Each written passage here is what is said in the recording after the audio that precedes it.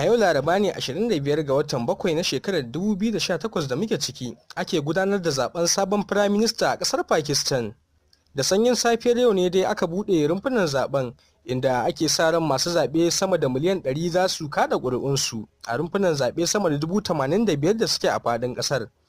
Zaben na ƙasar Pakistan na zuwa ne shekara ɗaya da murabus ɗin tsohon firaministan ƙasar Mr. Nawaz Sharif saboda matsin lambar 'yan siyasar ƙasar sakamakon bayyanar sunan shi da na wasu daga cikin iyalansa a takardar nan ta Panama Paper wadda ta fallasa wasu manyan 'yan siyasar ƙasashen duniya da suke ɓoye kuɗaɗen da suka sace ko kuma suke gudun biyan haraji a ƙasashen ƙetare.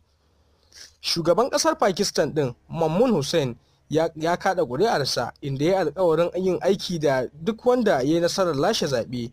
'Yan takara uku ne ake sa ran za su fi samun ƙuri'u a zaben ƙasar, ciki har da ɗan uwan tsohon firaministan Mr. Shahbaz Sharif da tsohon ɗan wasan kirket Mr. Imran Khan, sai kuma Mr. Bilawal Bhutto Zardari.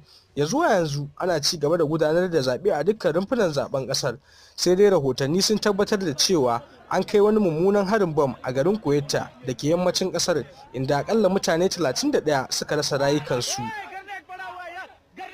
a lokacin da ake shirin kada ƙuri'u a garin na Quetta da ke iyaka da ƙasar Afghanistan. Yana fama da hare-haren ta'addanci daga ƙungiyoyin Taliban da kuma ISIS akai-akai. Ƙungiyar ISIS ɗin ce ta ɗauki nauyin kai harin da aka kai a yau.